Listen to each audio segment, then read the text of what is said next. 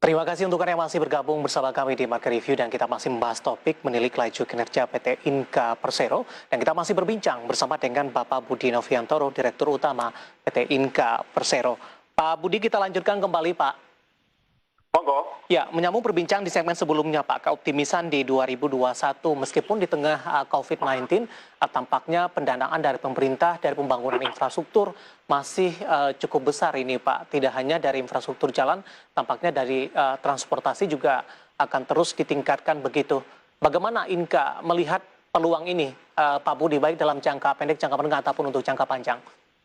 Untuk domestik, Mas David, memang ini ya pemerintah sudah berpihak lah pada PT Inka ya.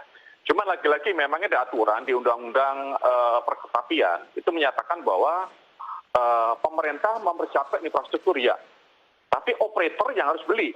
Oke. Nah ini, sehingga kalau dulu pemerintah masih boleh beli kereta, sekarang nggak boleh.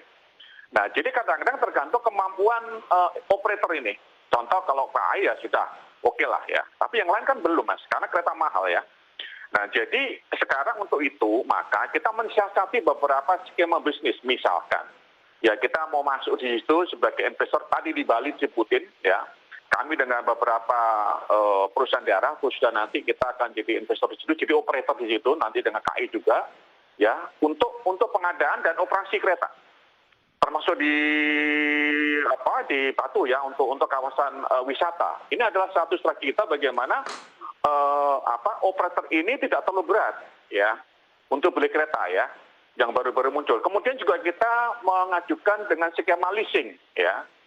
Skema leasing ya, satu paket gitu ya. Sehingga nanti itu sehingga si operator itu tinggal nyicil gitu ya. Sehingga nggak berat di capeknya Mas. Ini beberapa skenario bisnis kita jalankan sebetulnya, kita usulkan pada pemerintah daerah khususnya, sehingga kita bekerjasama dengan Perusda gitu ya, dengan beberapa perusahaan dan pertambangan barangkali untuk menjadi operator. Ya, dengan KAI barangkali nanti ya. Itu Mas. Baik, prospek ke depan Pak Budi, tadi Anda jelaskan kegiatan ekspor sudah dilakukan ke beberapa negara begitu, ada Kongo, kemudian juga Filipina, ini lebih banyak kepada negara-negara berkembang.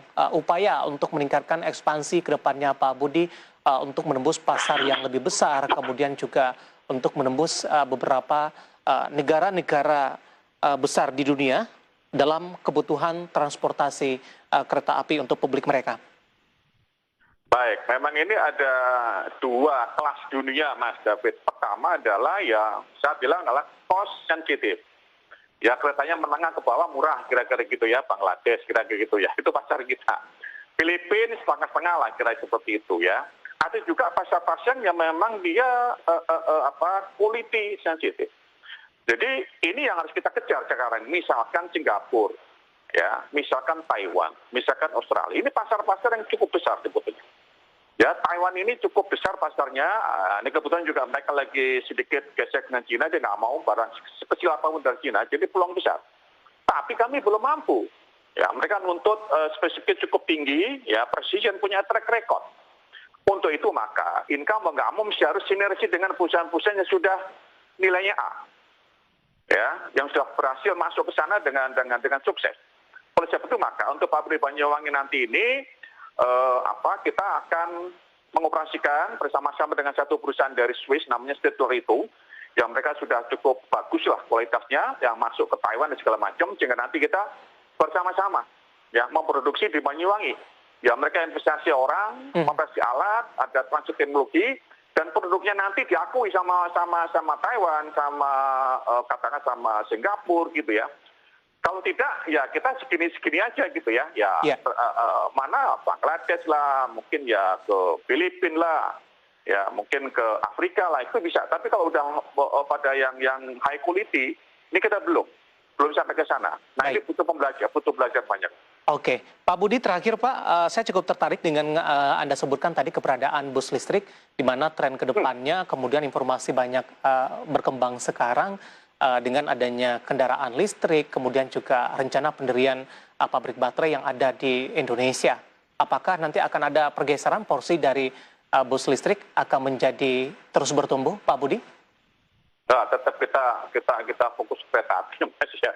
Walaupun juga ini bis listrik ini lumayan ya, pasarnya cukup lumayan ini, luar biasa. Kemarin Pak Dubes juga coba nanti ditawarkan Kolombia ya, Pak Dubes Meksiko juga mau nawarkan ke Meksiko, itu yang saya tahu. Jadi bis listrik sama yang saya bilang EV yang sekarang itu sudah kita lama kembangkan ya. 2 tahun yang lalu saya minta teman-teman untuk mengembangkan namanya tram baterai, Mas David ya. Tram baterai. Jadi saya berpikir 2 tahun yang lalu bahwa ini teknologi baterai ini akan mendominasi power yang ada di alat transportasi lah ya. Nah kemudian tahun yang lalu saya juga pesan teman coba kita buat bis listrik lah gitu ya. Cari teman yang bisa bantu kita. Alhamdulillah. Jadi kita sudah bisa membuat bis listrik yang 8 meter ya. Kemudian kita lagi sekarang diuji di Transjakarta 3 bulan, ini sudah hampir 1 bulan mudah-mudahan. Dan ini sudah banyak yang melirik sebetulnya, baik dari Pemda, yang nanti dengan program Pak Menteri namanya By the Service ini, itu presiden Pak Menteri Perhubungan, nanti seperti ada subsidi kepada operator bis, tapi caranya pakai bis listrik. Baik. Dan Kementerian BUMN sudah meluncing bahwa teman-teman PLN dan Mandiri, Pertamina sudah siap untuk memfasilitasi untuk tempat chargingnya. Baik. Pak Budi, waktu kita cukup terbatas. Terima kasih Pak sudah bergabung bersama kami di Market Review. Semoga yang kita bahas bisa menjadi referensi bagi pemirsa IDX Channel. Sehat selalu Pak Budi. Ya, terima kasih Mas David. Baik, terima kasih. Ada Pak Budi Noviantoro, Direktur Utama PT Inka Persero. Dan tadi kita membahas menilik laju kinerja PT Inka Persero. Dan tetap di tempat Anda, karena setelah ini kita akan coba membahas topik yang berbeda, implementasi klasifikasi bidang usaha baru perusahaan tercatat. Dan kami akan segera kembali sesaat lagi.